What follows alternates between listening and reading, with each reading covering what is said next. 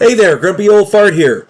Be sure to check me out over on Rumble. There you'll find all of my stuff from YouTube, plus my political and social commentary and weekly current events, which YouTube frowns on. Links to my Rumble channel, as well as my other YouTube channels, and links to let you order my books are in the description of this video. If you enjoy my content, please like, subscribe, share, and comment. I welcome your comments, even if you disagree with me. Now, on with the video. Hey there, Grumpy Old Fart here. I'm doing a Recon the Role-Playing Game story. I'm titling this one The Treasure Hunt. Before I get into the video, however, I'd like to tell you about a new book that I just got published called The House Off Farrago Road. It's available on Amazon.com along with all my other books, the Drifter series, 1, 2, and 3, Vanguard One, and The Righteous President. The House Off Farrago Road is just a fun story about a house where the denizens are not quite normal. Mythological creatures and supernatural forces commingle with modern-day law enforcement and the criminal underworld. If the quirky weird piques your interest, check out The House Off Farrago Road, available at Amazon.com. All right, on with the video.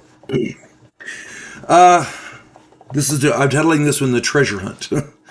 Years ago, we were playing in my friend Barry's game. We were running in Vietnam, and our group was a long-range reconnaissance patrol team.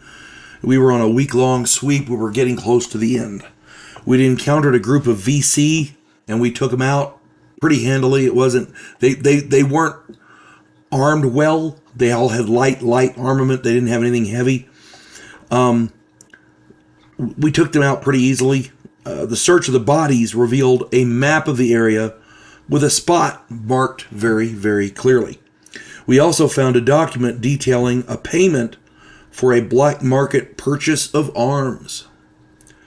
The VC had been given orders to assault a village and, we assumed, had decided to stash the cash so that they could return later and pick it up. The group decided to see if we could find the stash and liberate it. It was only a 2-kilometer hike out of our way. Our point man, Ray, found and disarmed 3 separate claymores en route, and we encountered VC on 2 separate occasions. The first one, we started to let go, but then realized they were headed for that particular village, so we caught them and killed them. The second one, we knew where they were going, and we got them anyway. They never made it to that village, thank God, because that village was an innocent, friendly village. As we neared the spot on the map, our lieutenant was shot and killed by a sniper. Our grenadier, Tony, made short work of the sniper, but that left Larry in charge. We all sat down and talked. We hadn't radioed in our detour, and our lieutenant was dead. He'd been an NPC, so that part wasn't that bad as far as the players went, but still. It was decided that if we hustled and found the stash, we could keep it and claim that the lieutenant had been killed on patrol.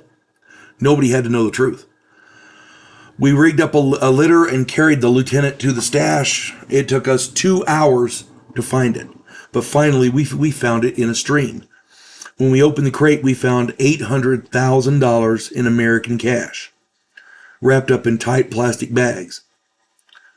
The group, we stashed the cash in all of our rucksacks, and we carried the lieutenant back to the assigned patrol route, back to the place where we initially got those VC. And then we radioed it in. Since we were only 4 clicks from the fire base, a chopper came out to pick us up. It was just a short little trip. And nobody was the wiser. We had went on this little side excursion, and nobody was the wiser.